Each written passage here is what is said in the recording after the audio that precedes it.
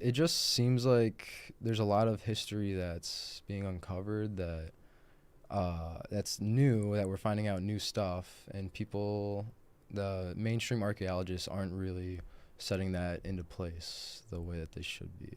How so? Like, What's something that? it seems like they're finding out more and more new things about how old civilization was, how advanced civilization was, where people came from, and they're finding out more and more facts, more and more evidence about these things.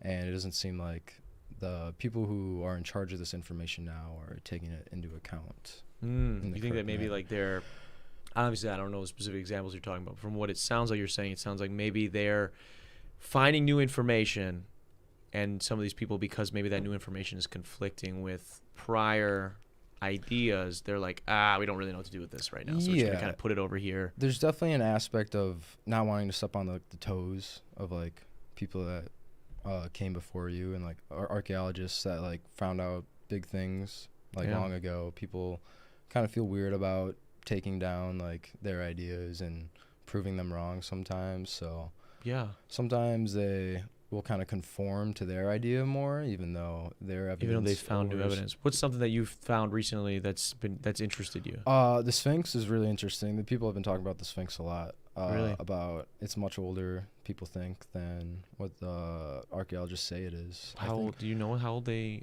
anticipated it to be before? I think people say it's about like 4,000 to 5,000 years old. Like that's what like history books are like being taught or being taught to kids and stuff. But it seems like with the amount of like what's it called, rainfall erosion that's like present on the actual Sphinx itself, that kind of erosion wouldn't have been possible unless it was built like well over 10,000, 9,000 years ago. Really? Yeah. And what would that? I mean, I guess that. What does that change? I think I have an idea of where this is going. But what does that change in the? So it completely sets back our idea of advanced civilization. That it had to have been happening even much farther back, because you can't really imagine like hunter-gatherer civilizations conforming together and constructing these gigantic pyramids. Yeah.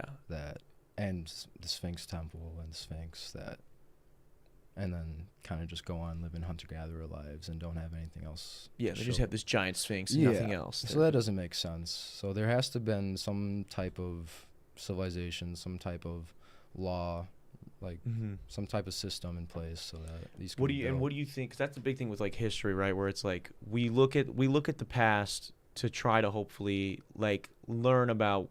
I guess we kind of learn about the present through the past. For sure. What does this new possibility of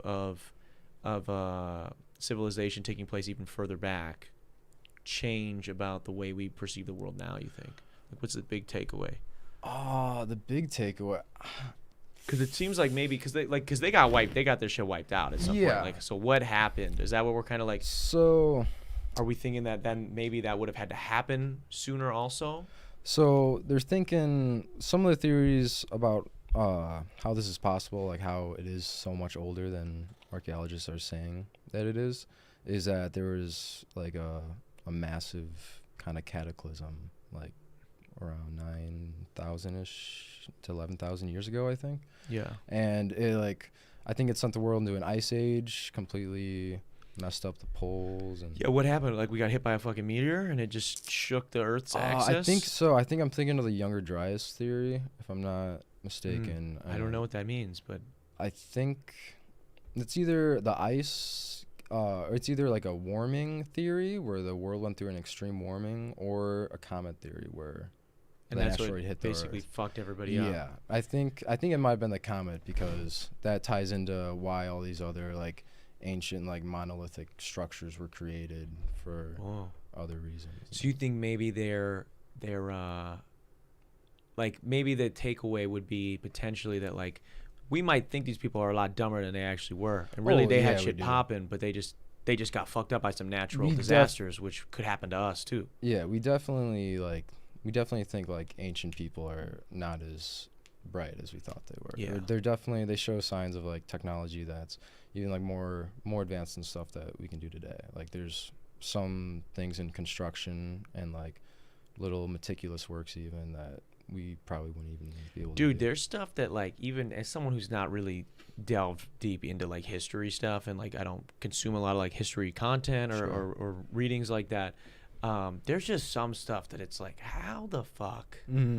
Yeah. How did we build that? Like, how did human beings with so much less tech build this? Well, that's the thing, is that you say that people say they had less tech, but maybe their technology was just better or just different, and like the same quality, or sometimes better than ours. But we kind of went the route of like the oil and combustion engine kind of route, and maybe they found a different kind of way to harness energy. What do you think? Arc reactor? Arc reactor would be cool. Vibranium? I don't know. I think I don't know. This is going into some crazy theories. We got a guy in studio that loves that stuff. So okay, cool. Yeah, I'm talking for him. But there's a lot of theories of resonance kind of systems for being like like sound, frequency, using sounds to lift things. Everything has like a frequency that it can react to. So people are assuming that the way that they move these giant stones and bricks and pillars is that they knew the frequency that they had to hit, and to be able to levitate, they would hit it, and then they could just kind of shift it into place. Because like something shakes, and like this you can break a glass with hitting a certain note. Every time we practice, everything I put on top of my bass amp falls off inevitably. Yeah, it's just being shook. It's the frequencies, bro. Yeah, that's a theory. Also, there's they had the Force, bro. Yeah, something like the Force for sure. The power of the sun is crazy. Sun is pretty crazy too, dude. Mirrors and the sun can do a lot. Yeah, lenses, like there's temples in like South America where it looks like the rock was almost like melted and formed back into place, how they like created some stuff. So some theories are that they just like made a giant lens, and they would heat up the stone like so hot with the sun that it would kind of be malleable. Yeah, and they would kind of press mush it to where they wanted it, and then take that off. And then as it would cool, it would harden and dry back, and then that's how they had structures that last thousands and thousands of years. Yeah, it is crazy to think. Even glass, dude. How do we get glass, bro? No, like I know how it works, but like who figured it out? I don't know. It's crazy. You have to heat up glass, like to get like glass you can see through. Even it's like 3,000 something degrees. Yeah, like, you gotta get that real hot, and you can't get anything that hot without adding some other kind of component. Like you can't just burn wood to 3,000 degrees. You gotta add some other kind of chemical or other type of fuel. Add the force that could help it.